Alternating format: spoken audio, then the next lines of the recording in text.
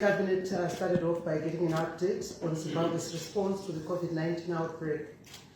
Cabinet considered an update on the response to the Covid-19 outbreak, which was presented by the Minister of Higher and Tertiary Education, Innovation, Science and Technology Development on behalf of the chairperson of the task force.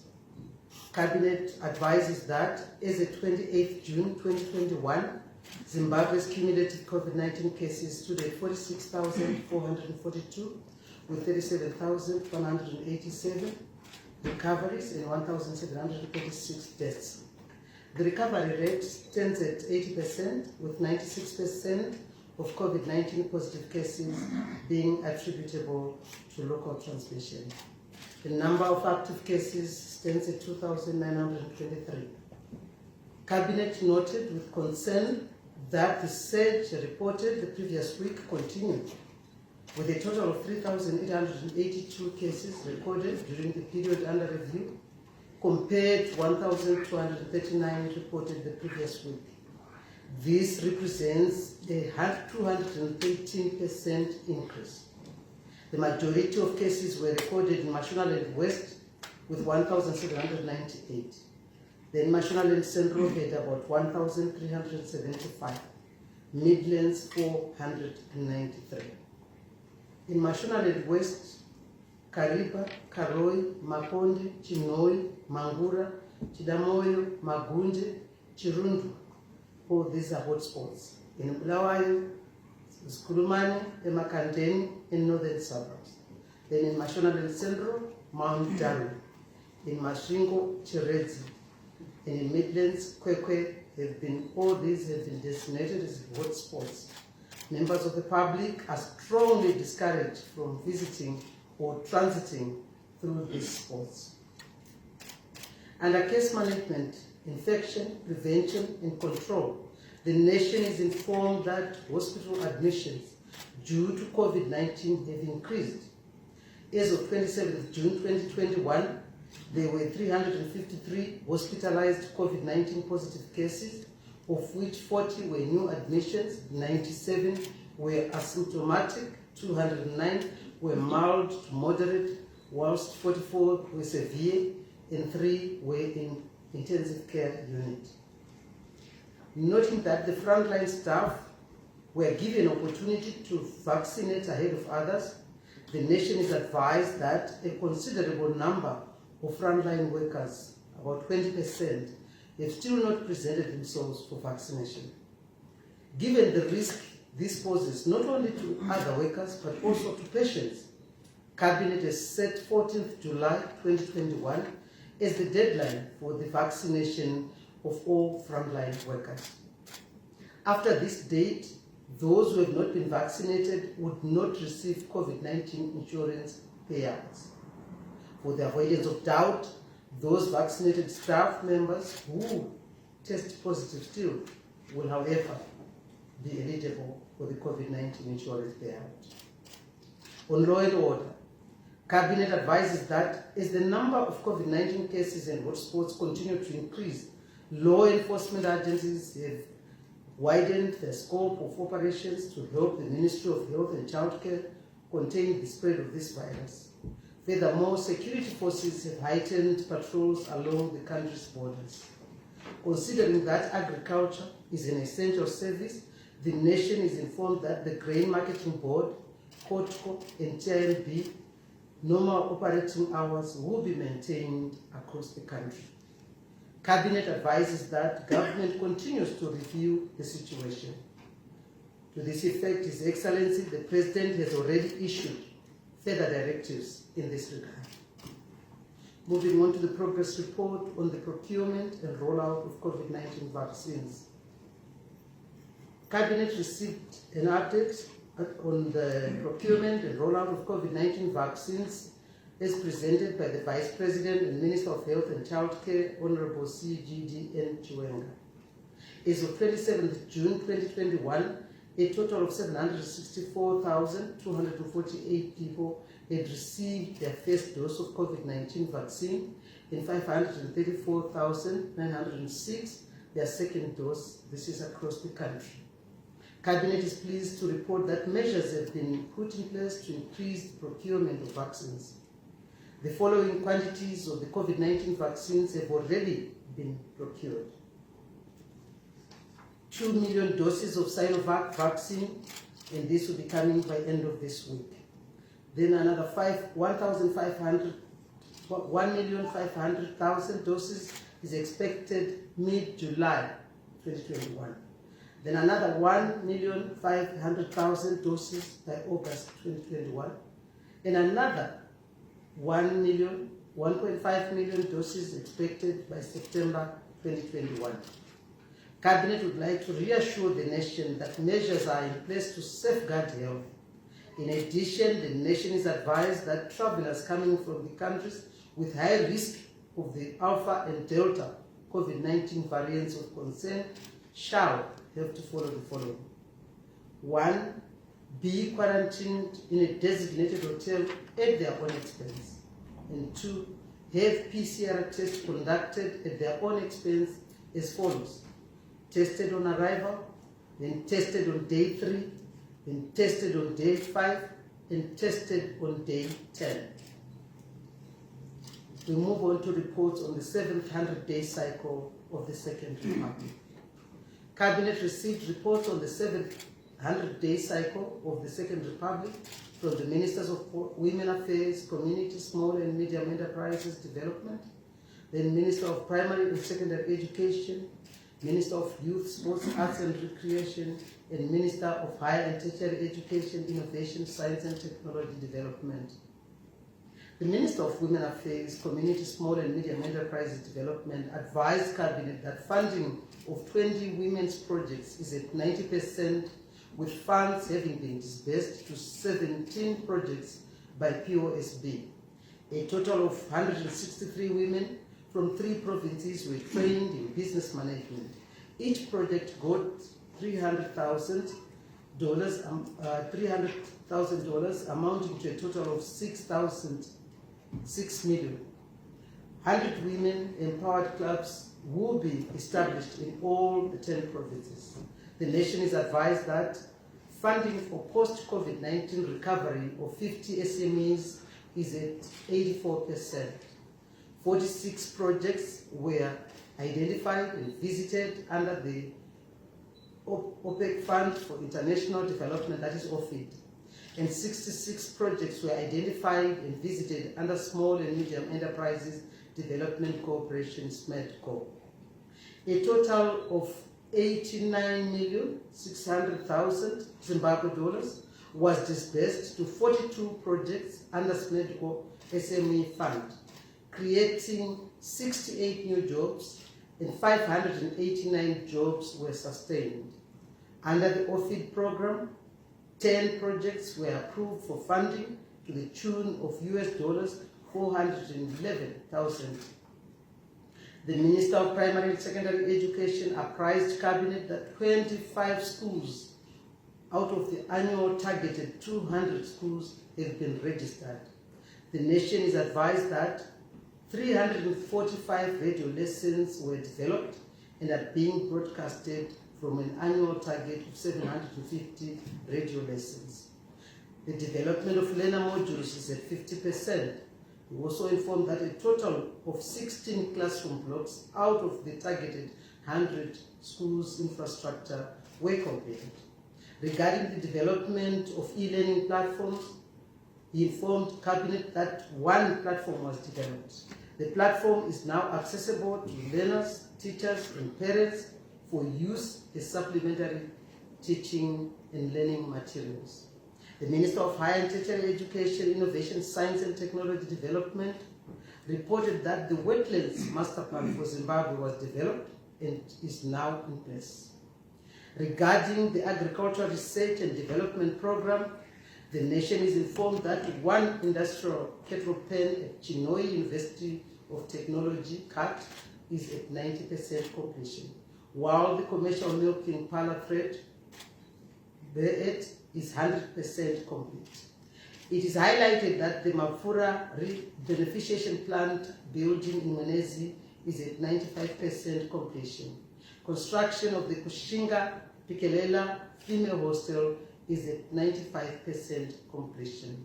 Those are the projects for the Ministry of Higher and Tertiary Education. And moving on to the projects of the Ministry of Youth, Sports, Arts and Recreation. The Minister of Youth, Sport, Arts and Recreation, Honorable Kirsty Coventry, reported on the projects under her purview pertaining to the equipping and operationalization of the Mtoko Tomato Processing Plant, that's in Mashonaland East Province. Cabinet advises that the project is at 85% complete. Then regarding fitness and wellness for youth and persons with disability, it is reported that stakeholder identification was completed and the project will be launched in Bulawayo at a date to be advised.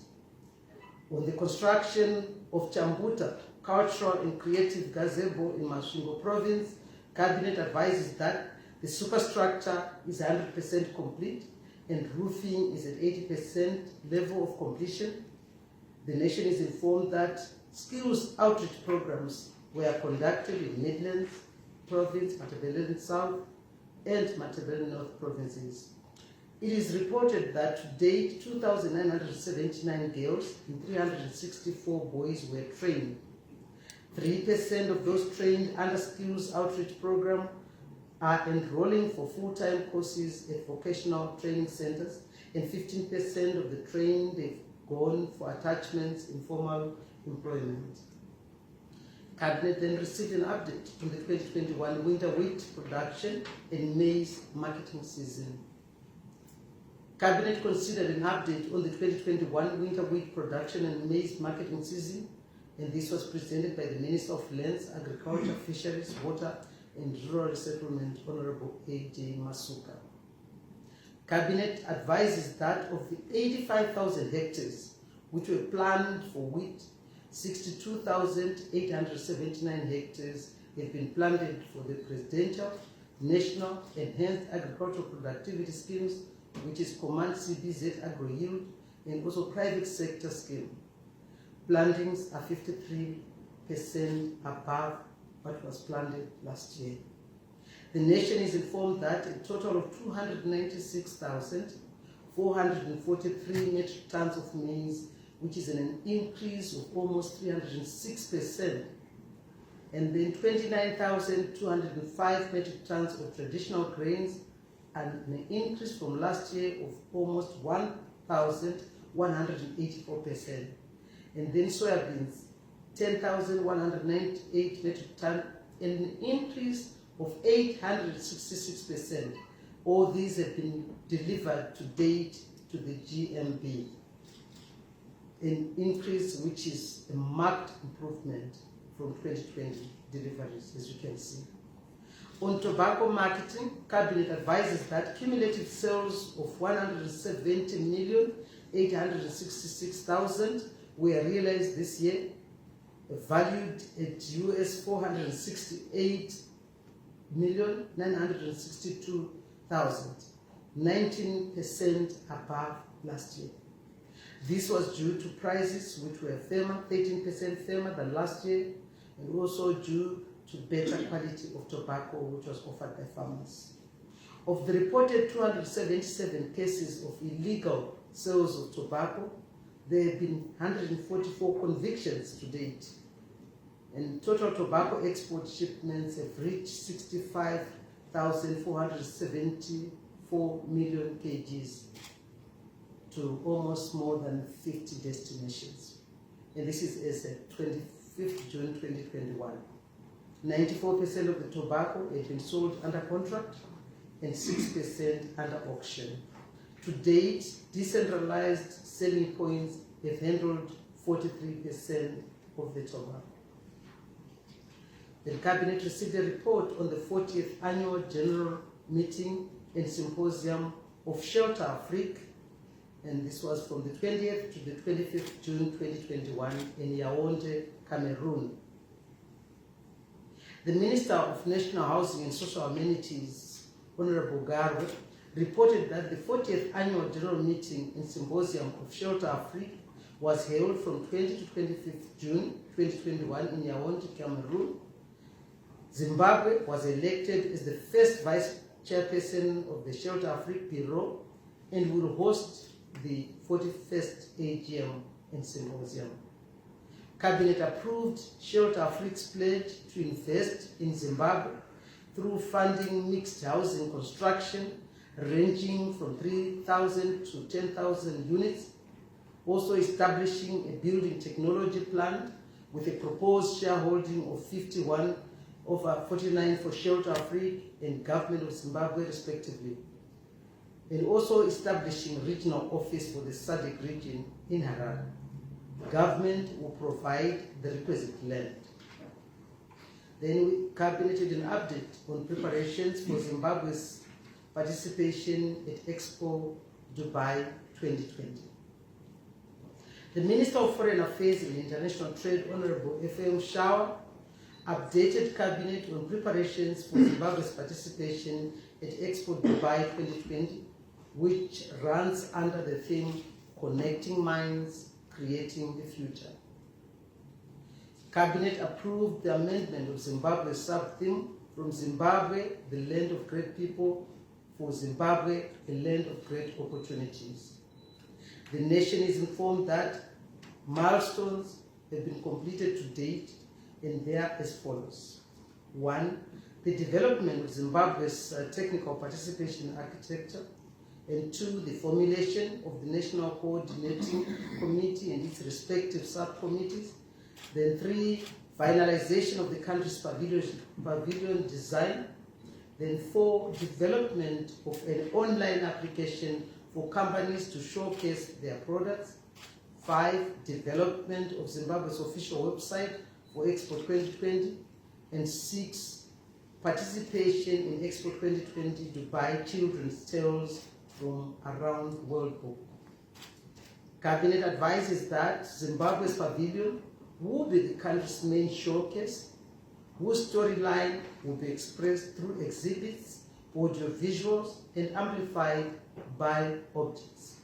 The pavilion is structured in 4 main zones, which are our heritage, our land of abundant opportunities, our human capital base, and our future. Cabinet reports that the private sector will complement government's efforts for Zimbabwe's participation through provision of products for the world market store, retail store, and content for the country. Then the Women's Pavilion and side events. The private sector is encouraged to profile its investment projects, develop robust digital marketing platforms for sourcing partnerships, and enhance product and service visibility. The small and medium enterprises sector will participate in the world market kiosk through provision of products which will be sourced from all the provinces. Furthermore, SMEs, women in business, and youth-owned enterprises will be profiled for marketing in Dubai through print and video content creation. The nation is informed that Zimbabwe's anticipated legacy from this expo will be determined by the thoroughness of preparations with regards to the coherent communication of the country's strategic and comparative advantages. A draft communication strategy has been developed. The Ministry of Information, Publicity and Broadcasting Services and agencies responsible for publicity and communication will work closely with contracted creative companies for guidance on content creation and coherent messaging. The Cabinet received a report on the Pan-African Postal Union 39th Ordinary Session of the Administrative Council and 10th Ordinary Session of the Plenipotentiary Conference, which was held in Vic Falls. Cabinet considered and noted the report on the Pan-African Postal Union 39th Ordinary Session of the Administrative Council and the 10th Ordinary Session of the Plenipotentiary Conference, which was presented by the Minister of Information, Communication, Technology, Postal and Courier Services, Honorable Mswere. The conference was held in Victoria Falls from 21st to the 25th June 2021. Overall, the conference was a resounding success in terms of NDS1 and demonstrated Zimbabwe's capacity to host a hybrid event at the highest level. Our own Zimbabwean, Mr. Sifundo Chief Moyo, was elected as the Secretary General, being the first Zimbabwean and SADC national to secure this position. Zimbabwe's Ministry of ICT will be chairing this plenipotentiary conference for the next 4 years, including the extraordinary session in November 2021. Zimbabwe pledged to contribute to the construction of the Pan-African Postal Union headquarters in Tanzania. This brings us to the end. I want to thank you for listening.